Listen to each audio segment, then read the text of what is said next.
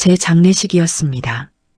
빈소에는 국화꽃이 가득했고 제 영정 사진이 걸려 있었습니다. 조문객들이 고개를 숙여 절을 하고 향 냄새가 방 안가득 퍼졌습니다. 하지만 저는 죽지 않았습니다. 저는 복도 구석에 숨어서 그 모든 광경을 지켜보고 있었습니다. 며느리의 목소리가 들렸습니다. 장례식만 대충 치르면 돼. 어차피 간 사람인데 뭐. 저는 주먹을 꽉 쥐었습니다. 조금만 더 기다려. 조금만 더. 변호사가 유언장을 꺼내 들었습니다. 며느리 김미란에게는 단 한 푼도 상속하지 않습니다. 며느리의 얼굴이 하얗게 질렸습니다.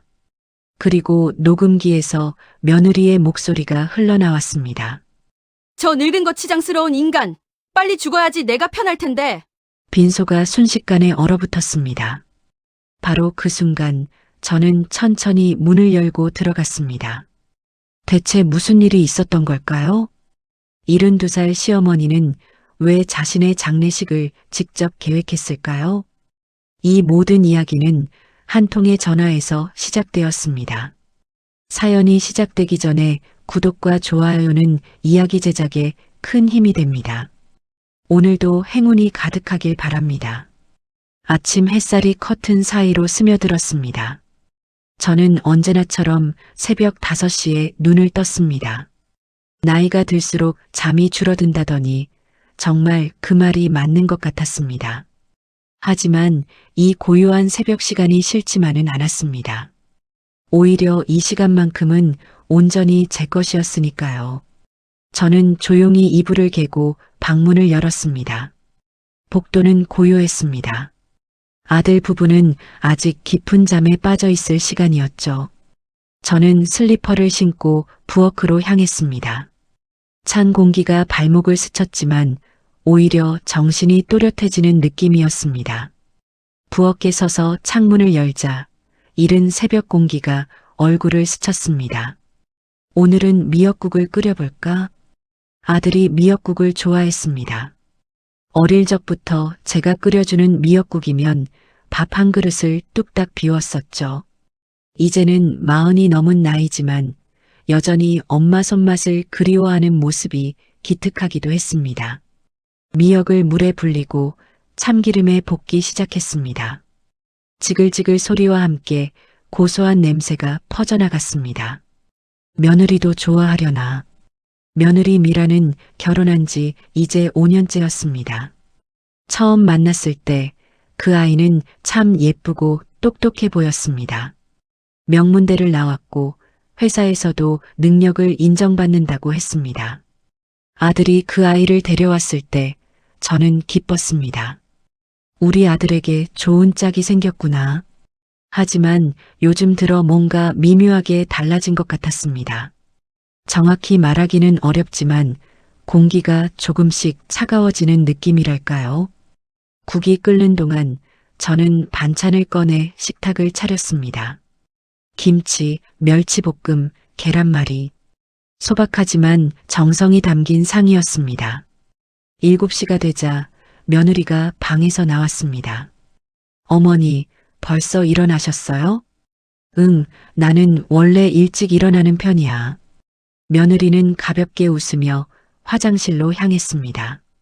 그 웃음이 예전 같지 않았습니다. 뭐랄까, 입꼬리는 올라가 있지만 눈은 웃지 않는다고 할까요?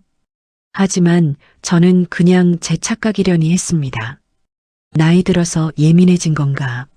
아들도 곧 일어났습니다. 엄마, 미역국이다. 오늘 무슨 날이에요? 무슨 날까지 있어야 미역국 끓여주나? 그냥 내가 좋아하길래. 아들은 환하게 웃으며 식탁에 앉았습니다.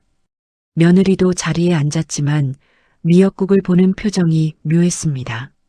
어머니, 아침부터 미역국이요? 왜 안 좋아하니? 그럼 다른 걸 차려줄까? 아니에요, 괜찮아요. 며느리는 숟가락을 들었지만 국을 떠서 그냥 식탁에 내려놓았습니다. 마시지 않았습니다. 아들이 물었습니다. 여보, 왜 안 먹어? 아, 오늘 아침 회의가 있어서 빨리 나가야 해. 토스트 먹을게. 며느리는 냉장고에서 식빵을 꺼내 토스터기에 넣었습니다. 저는 그 모습을 보며 가슴 한편이 답답했습니다. 내가 정성껏 끓인 국인데. 하지만 말하지 않았습니다. 며느리도 바쁘니까요. 이해해야 한다고 스스로를 달랬습니다. 식사가 끝나고 아들과 며느리가 출근 준비를 했습니다. 엄마, 다녀올게요. 그래, 조심해서 다녀와. 어머니, 저도 다녀올게요. 며느리의 인사는 기계적이었습니다. 현관문이 닫히고 집은 다시 고요해졌습니다. 저는 식탁에 남은 미역국 그릇을 바라보았습니다. 며느리 앞에 놓인 국그릇은 그대로였습니다. 한 숟가락도 뜨지 않은 채로. 그냥 바빠서 그런 거겠지. 저는 설거지를 시작했습니다. 그릇을 닦으며 문득 며느리가 전화 통화하던 모습이 떠올랐습니다. 며칠 전이었습니다. 며느리는 친구와 통화하면서 웃고 있었는데 제가 거실로 들어가자 갑자기 말을 멈췄었죠. 아, 언니, 나 끊을게. 나중에 다시 전화할게. 그리고는 어색하게 웃으며 저를 지나쳤습니다. 그때 무슨 이야기를 하고 있었을까? 궁금했지만 며느리의 사생활을 침해하고 싶지 않았습니다. 오후가 되었습니다. 저는 베란다에서 화분을 돌보고 있었습니다. 장미 화분에 물을 주며 붉게 피어난 꽃잎을 쓰다듬었습니다. 예쁘구나.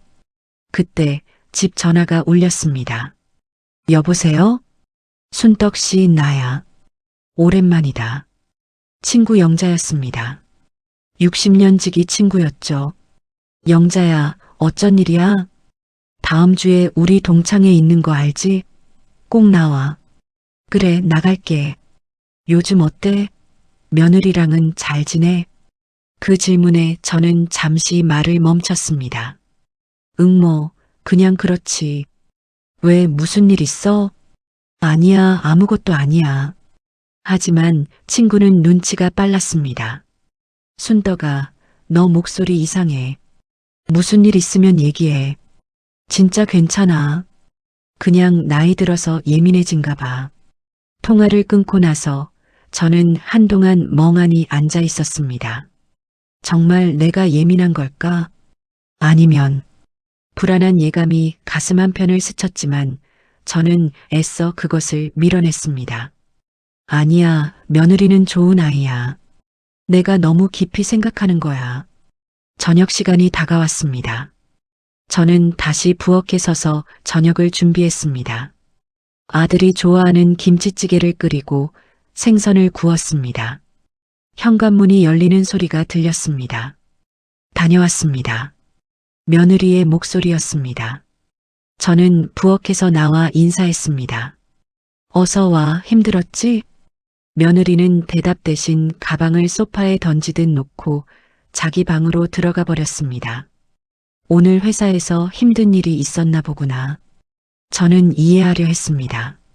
하지만 가슴 한편에서는 작은 서운함이 피어올랐습니다. 며느리가 예전 같지 않아. 그 생각이 점점 커지고 있었습니다. 밤이 깊어갔습니다. 저는 부엌에서 내일 아침 국을 미리 끓이기로 했습니다. 그리고 바로 그때였습니다.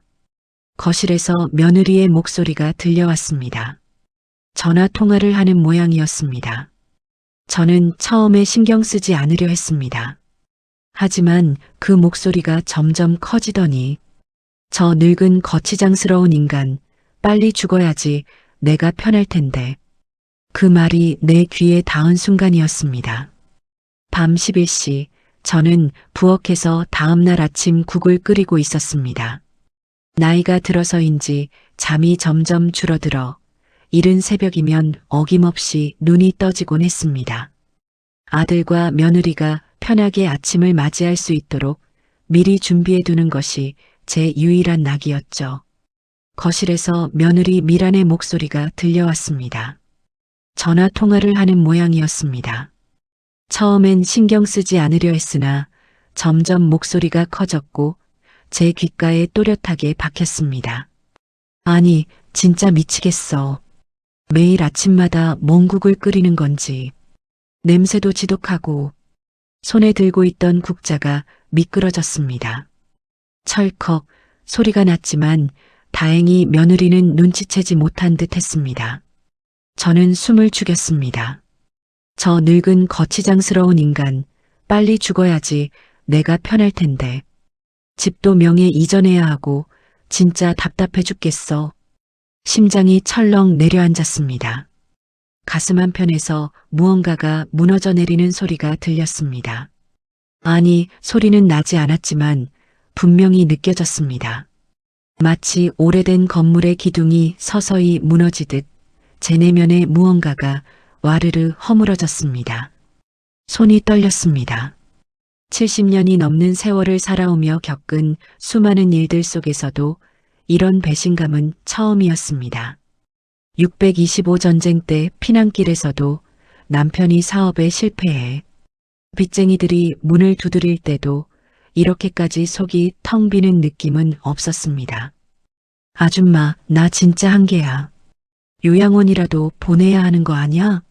매일 집에 있으니까 내가 갑갑해 죽을 것 같아. 저는 조용히 불을 껐습니다. 국 끓이는 일도 며느리를 위한 배려도 이제는 의미가 없었습니다. 거실로 통하는 문틈 사이로 며느리의 뒷모습이 보였습니다.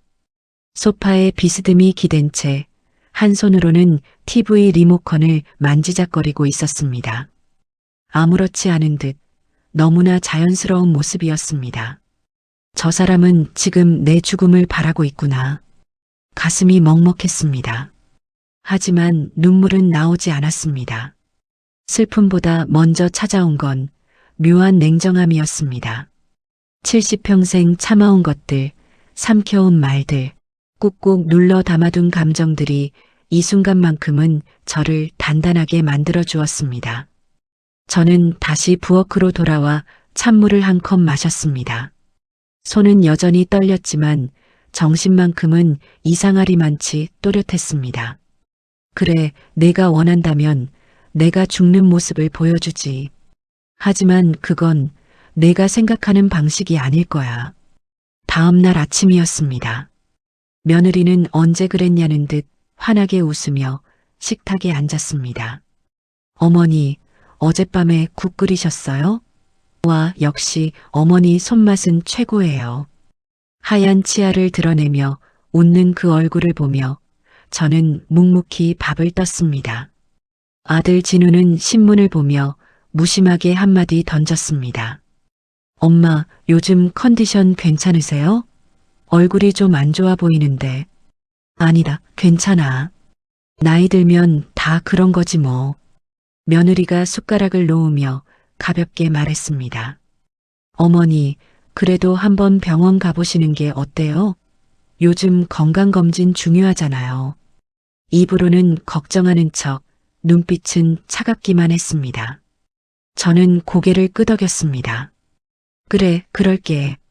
며느리는 만족스러운 표정을 지었습니다. 넌 내가 병들기를, 쓰러지기를, 결국엔 죽기를 바라고 있구나. 그 순간 제 머릿속에서 하나의 계획이 선명하게 그려지기 시작했습니다. 며느리의 무시는 그날 이후로 더욱 노골적이 되었습니다. 아니, 정확히 말하면 제가 이제야 그것을 제대로 보게 된 것인지도 모릅니다. 그동안 외면하고 싶었던 것들, 애써 이해하려 했던 것들이 이제는 낱낱이 보였습니다. 점심시간이었습니다. 며느리는 제 앞에 반찬 그릇을 툭 던지듯 놓았습니다. 국그릇은 테이블 모서리에 걸쳐져 있어 금방이라도 쏟아질 것 같았습니다. 어머니, 점심 차렸어요. 말투는 공손했지만 행동은 그렇지 않았습니다. 저는 조용히 그릇을 바로잡으며 숟가락을 들었습니다. 밥은 차갑고 딱딱했습니다. 전날 남은 밥을 데우지도 않고 그대로 퍼담은 모양이었습니다. 이게 며느리가 시어머니에게 하는 밥상인가? 하지만 저는 내색하지 않았습니다. 그저 묵묵히 젓가락을 움직였습니다. 며느리는 자기 방으로 들어가며 전화기를 귀에 댔습니다. 응, 나 지금 집이야. 점심 대충 차려줬어. 뭐, 늙은이 혼자 먹는 건데 신경 쓸 필요 있겠어? 문이 닫혔지만 목소리는 여전히 들렸습니다. 손에 쥔 숟가락이 떨렸습니다. 하지만 저는 참았습니다. 참자. 조금만 더 참자. 저녁 무렵 아들이 퇴근했습니다. 며느리는 언제 그랬냐는 듯 상냥한 목소리로 아들을 맞이했습니다. 여보, 힘들었지? 어서 씻고 와. 내가 오늘 특별히 삼겹살 구워놨어. 고기 굽는 냄새가 집안 가득 퍼졌습니다. 저는 방 안에 앉아 그 냄새를 맡으며 배를 움켜쥐었습니다. 점심 이후로 아무것도 먹지 못했지만 며느리는 저를 부르지 않았습니다. 괜찮아. 나는 괜찮아. 그때 거실에서 며느리의 목소리가 들렸습니다. 여보, 요즘 어머니 상태가 좀 이상해. 자꾸 깜빡깜빡 하시고 아까도 약 드시는 거 까먹으셨어. 그래. 엄마 괜찮으신가? 나도 걱정돼서 그러는데 요양원 한번 알아볼까? 전문가들이 케어해주는 게 더 나을 것 같은데. 심장이 철렁 내려앉았습니다. 요양원. 며느리는 이제 저를 집에서조차 내보내려 하고 있었습니다. 엄마한테 한번 물어봐야지. 갑자기 그러면 놀라시잖아. 아들의 목소리는 우유부단했습니다. 며느리는 한숨을 쉬었습니다. 그래도 생각은 해봐. 우리도 힘들잖아. 우리라는 말 속에 저는 없었습니다. 밤이 깊어갔습니다. 저는 방 안에서 낡은 도장함을 꺼내 들었습니다. 남편이 남긴 유일한 유산이자 이 집의 진짜 주인이 누구인지 증명하는 물건이었습니다. 도장함을 쓰다듬으며 저는 혼잣말을 중얼거렸습니다. 이제 시작이야. 내가 원하는 걸 보여주지. 하지만 그건 절대 내 것이 될 수 없어. 다음 날 아침이었습니다. 저는 며느리에게 조용히 말했습니다. 미란아, 요양원 이야기 들었다. 내가 너희한테 짐이 되는 것 같구나. 며느리의 눈이 반짝였습니다. 아, 어머니, 그게 아니라. 괜찮아. 나도 생각해봤는데 그게 나을 것 같다. 며느리는 겉으로는 난처한 척했지만 입꼬리가 살짝 올라가는 것을 숨기지 못했습니다. 어머니가 그렇게 생각하신다면 제가 좋은 곳 알아볼게요. 그날 저는 오래된 친구에게 전화를 걸었습니다. 변호사 자격을 가진 60년 지기 친구였습니다. 순덕아, 무슨 일이야? 부탁이 하나 있어. 나 죽은 척 좀 해볼까 해. 전화 너머로 잠시 침묵이 흘렀습니다. 너 정신 멀쩡하니? 멀쩡해. 너무 멀쩡해서 문제야. 저는 며느리가 했던 그 말을, 그 밤의 귓속말을 친구에게 들려주었습니다. 친구는 긴 한숨을 내쉬었습니다. 알았어. 내가 도와줄게. 그년 혼쭐을 내줘야겠어. 며느리의 본색은 점점 더 드러나기 시작했습니다. 어느 날 오후 저는 일부러 잠든 척 방 안에 누워 있었습니다. 문틈 사이로 며느리가 제 방을 슬쩍슬쩍 들여다보는 모습이 보였습니다. 자고 있나 확인하는 거구나. 며느리는 조심스럽게 제 방문을 열고 안으로 들어왔습니다. 발소리가 점점 가까워졌습니다. 제 침대 옆 서랍장 앞에서 멈췄습니다. 저기에 도장이 있다는 걸 알고 있군. 서랍이 열리는 소리가 났습니다. 며느리는 제 도장함을 꺼내 들었습니다. 이게 바로 그거구나. 며느리의 속삭임이 들렸습니다. 저는 눈을 살짝 떠서 그 모습을 지켜보았습니다. 며느리는 도장을 꺼내어 종이에 찍어보고 있었습니다. 제 도장을 몰래 연습하고 있었던 것입니다. 이 집 명의를 바꾸려는 거로군. 분노가 치밀어 올랐지만 저는 꾹 참았습니다. 며느리는 만족스러운 표정을 지으며 도장을 다시 함에 넣고 서랍을 닫았습니다. 곧 다 내 거야. 그 말을 남기고 며느리는 방을 나갔습니다. 저는 침대에서 일어나 창밖을 바라보았습니다. 하늘은 맑았지만 제 마음속은 어두운 먹구름이 가득했습니다. 이제 더 이상 참을 수 없어. 저는 친구에게 다시 전화를 걸었습니다. 계획을 앞당겨야겠어. 며느리가 내 도장을 노리고 있어. 알았어. 내가 준비할게. 근데 순떡아, 정말 괜찮겠어? 이건 보통 일이 아니야. 괜찮아. 나 이번 한 번은 제대로 해보고 싶어. 며칠 후, 저는 며느리 몰래 변호사 사무실을 찾아갔습니다. 유언장을 새로 작성하기 위해서였습니다. 순덕 씨, 이 내용대로 작성하면 며느리는 단 한 푼도 받을 수 없습니다. 그게 내 뜻이에요. 변호사는 고개를 끄덕이며 서류를 정리했습니다. 그럼 다음 단계는 사망신고 준비입니다. 제가 아는 의사 선생님께 협조를 구해놨습니다. 고마워요. 저는 사무실을 나서며 하늘을 올려다보았습니다. 이제 시작이야. 집으로 돌아오자 며느리가 소파에 앉아 TV를 보고 있었습니다. 어머니, 어디 다녀오셨어요? 응, 병원 좀 다녀왔다. 며느리의 눈빛이 반짝였습니다. 병원요? 어디 안 좋으신 데라도 있으세요? 아니, 그냥 정기검진. 며느리는 아쉬운 듯 고개를 끄덕였습니다. 그날 밤 저는 일기를 썼습니다. 며느리는 내 죽음을 기다리고 있다. 하지만 내가 먼저 죽는 모습을 보여주겠다. 살아서. 명절이 다가왔습니다. 추석이었습니다. 온 가족이 모이는 날이지만 저에게는 가장 외로운 날이기도 했습니다. 며느리는 아침부터 분주하게 음식을 준비했습니다.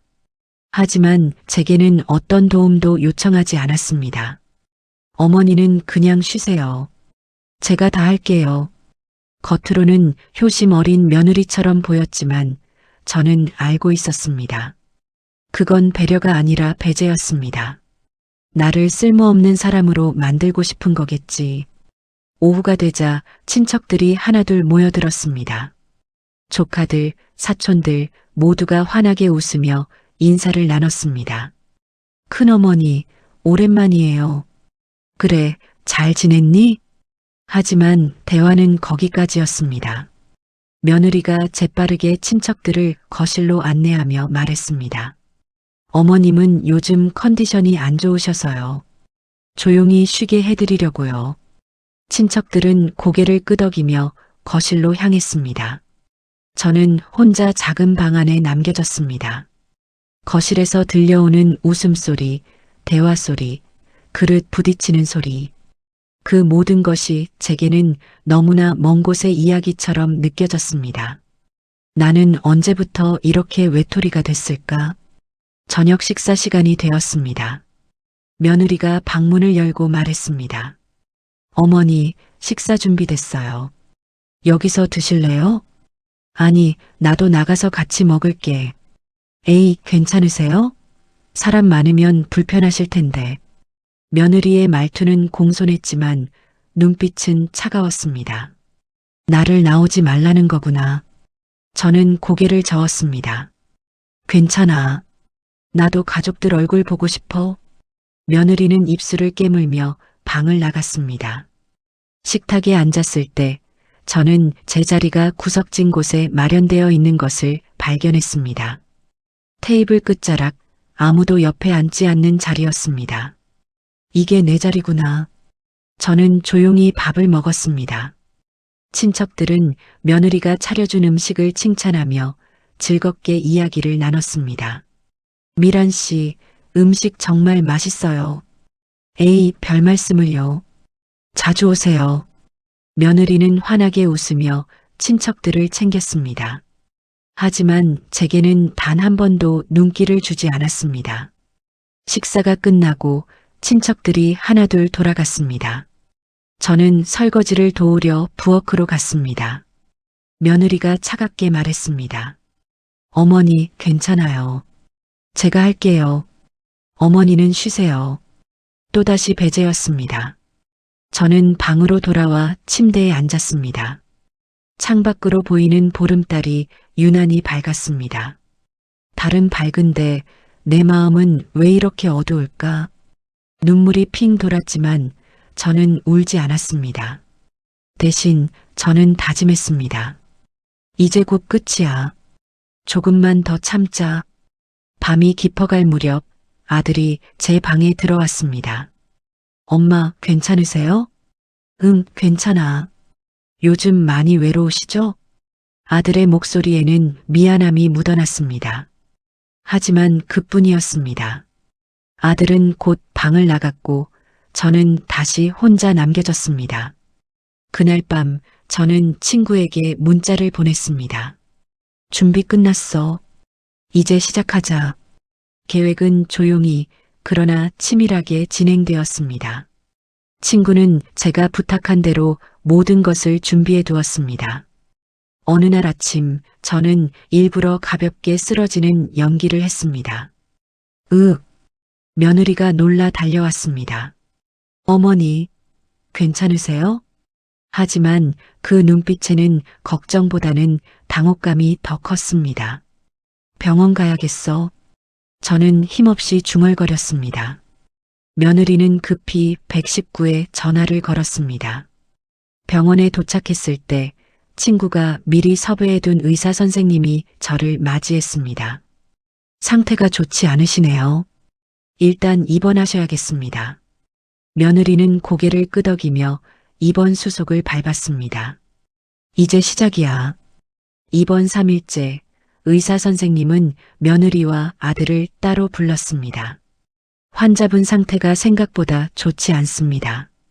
며느리의 표정이 묘하게 변했습니다. 그게 무슨 말씀이세요? 심장이 많이 약해지셨어요. 언제 무슨 일이 생길지 모릅니다.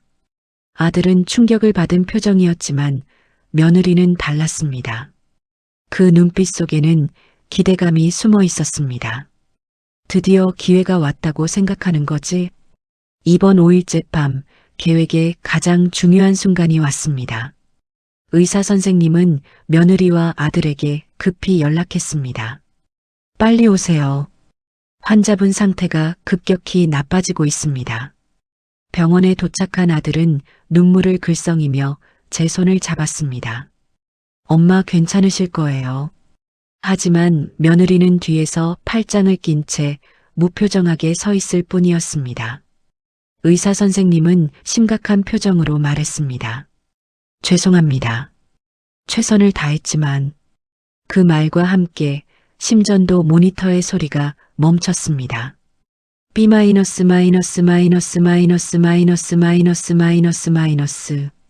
긴 신호음이 병실을 가득 채웠습니다. 엄마, 아들이 비명을 질렀습니다. 하지만 며느리는 그 순간 입꼬리를 살짝 올렸습니다. 드디어 끝났구나.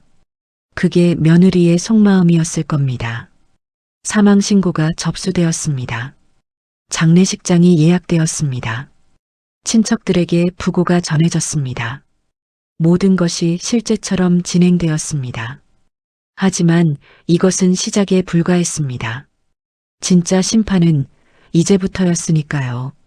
며느리는 집으로 돌아와 거실 소파에 털썩 주저앉았습니다. 휴, 드디어 끝났네.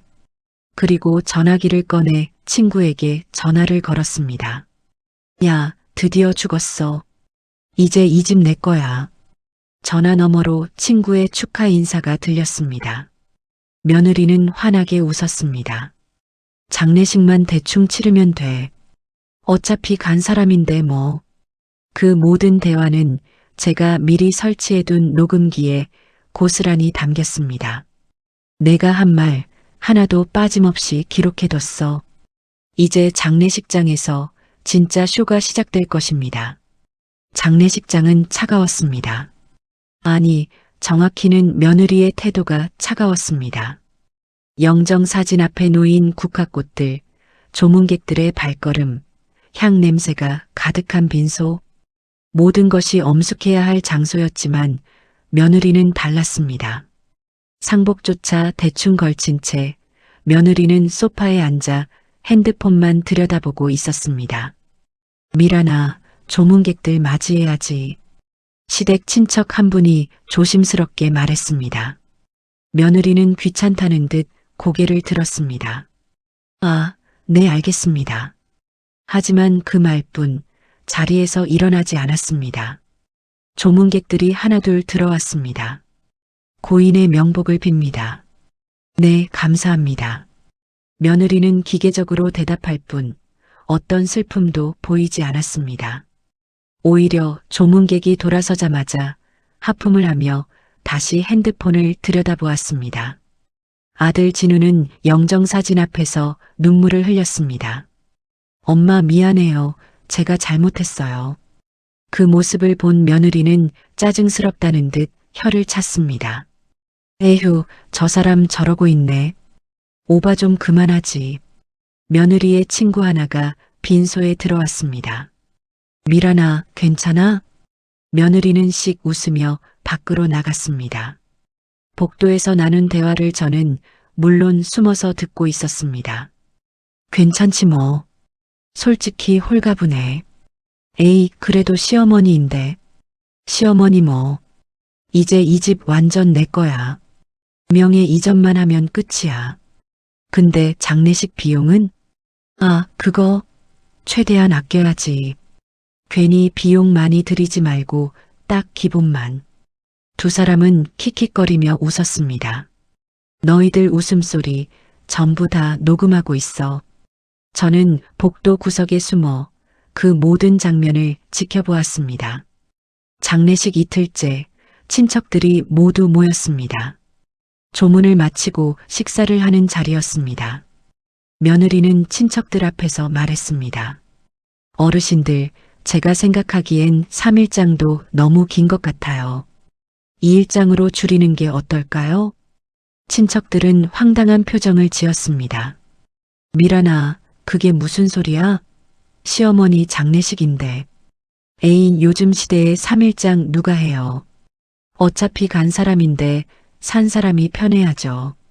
이 사람이 지금 친척 한 분이 화를 내려는 순간 아들 진우가 끼어들었습니다.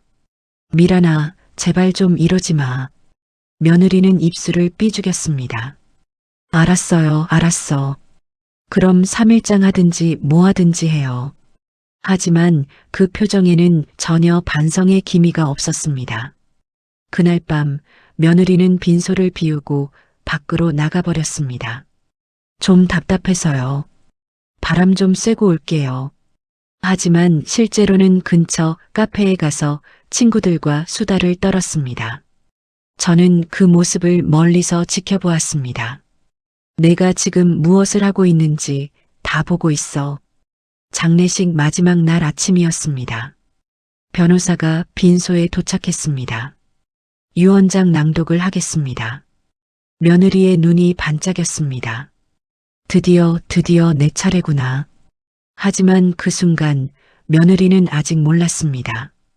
진짜 지옥은 이제부터라는 것을. 빈소는 조용했습니다. 변호사가 유언장 봉투를 천천히 열었습니다. 며느리는 입술을 핥으며 기대에 찬 눈빛으로 변호사를 바라보았습니다. 드디어 이 집 내 이름으로. 변호사가 유언장을 낭독하기 시작했습니다. 고인 박순덕의 유언장을 낭독하겠습니다. 본인은 정신이 온전한 상태에서 이 유언장을 작성합니다. 본인의 모든 재산은 본인을 진심으로 존중하고 사랑한 사람에게만 물려줍니다. 며느리는 미소를 지었습니다. 하지만 다음 문장이 낭독되는 순간 그 미소는 얼어붙었습니다. 며느리 김미란에게는 단 한 푼도 상속하지 않습니다. 네. 며느리의 얼굴이 하얗게 질렸습니다. 이유는 다음과 같습니다. 며느리 김미란은 본인을 늙은 거치장스러운 인간이라 칭하며 본인의 죽음을 바랐습니다. 또한 본인의 재산을 노리고 몰래 도장을 연습하는 등 불법적인 행위를 시도했습니다. 친척들이 웅성거리기 시작했습니다. 뭐야, 이게 무슨 소리야? 미란 씨가 그런 짓을? 며느리는 급히 변명했습니다. 아니에요. 이건 오해예요. 제가 그런 적 없어요. 하지만 변호사는 냉정하게 말을 이었습니다. 증거가 있습니다. 변호사가 녹음기를 꺼내 들었습니다. 버튼을 누르자 며느리의 목소리가 또렷하게 흘러나왔습니다. 저 늙은 거치장스러운 인간, 빨리 죽어야지 내가 편할 텐데. 빈소가 순식간에 얼어붙었습니다. 며느리의 얼굴은 새하얗게 질렸고 손이 덜덜 떨렸습니다. 이건 드디어 죽었어. 이제 이 집 내 거야. 장례식만 대충 치르면 돼. 어차피 간 사람인데 뭐. 녹음은 계속되었습니다. 며느리가 했던 모든 말들, 친구와 나눈 대화들, 그 모든 것이 폭로되었습니다. 친척들의 표정이 일그러졌습니다. 이게 대체 어떻게 시어머니한테 이럴 수가. 며느리는 무릎이 꺾였습니다. 아니에요. 저는 그냥 변명조차 제대로 되지 않았습니다. 그 순간이었습니다. 빈소문이 천천히 열렸습니다. 모두의 시선이 그곳으로 향했습니다. 그리고 거기에는 여러분 안녕하세요. 살아있는 제가 서 있었습니다. 빈소는 순식간에 아수라장이 되었습니다. 어머니. 아들 진우가 비명을 질렀습니다. 저게 무슨. 친척들은 믿을 수 없다는 표정으로 저를 바라보았습니다. 저는 천천히 빈소 안으로 걸어 들어갔습니다. 며느리는 그 자리에 주저앉아 온몸을 부들부들 떨고 있었습니다. 저는 며느리 앞에 섰습니다. 그리고 조용히 하지만 또렷하게 말했습니다. 내가 죽기를 그렇게 바랐지? 어머니 아니에요. 저는 이제 내가 원하는 대로 내 장례식을 치렀어. 어땠니? 만족스러웠어? 며느리는 대답하지 못했습니다. 저는 친척들을 향해 말했습니다. 여러분, 죄송합니다. 이런 방법밖에는 진실을 밝힐 수 없었습니다. 며느리가 저를 어떻게 대했는지, 제 재산을 어떻게 노렸는지, 이제 모두 아시겠죠? 친척들은 고개를 끄덕였습니다. 분노와 실망이 가득한 표정들이었습니다. 아들 진우는 며느리를 향해 소리쳤습니다. 당신 정말 이런 짓을 했어? 며느리는 울음을 터뜨렸습니다. 미안해요, 미안해, 제가 잘못했어요. 하지만 그 눈물조차 이제는 아무도 믿지 않았습니다. 저는 마지막으로 며느리를 내려다보며 말했습니다. 죽어야 편하다고 했지. 이제 살아있는 내게는 가장 큰 형벌이 될 거야. 며느리는 바닥에 엎드린 채 그저 울기만 했습니다. 장례식장을 나서는 발걸음은 가벼웠습니다. 아니, 가볍다기보다는 묘했습니다. 70년 넘게 살아오며 느껴보지 못한 기묘한 해방감 같은 것이었습니다. 뒤에서 들려오는 며느리의 울음소리, 아들의 혼란스러운 목소리, 친척들의 수군거림. 그 모든 것이 점점 멀어졌습니다.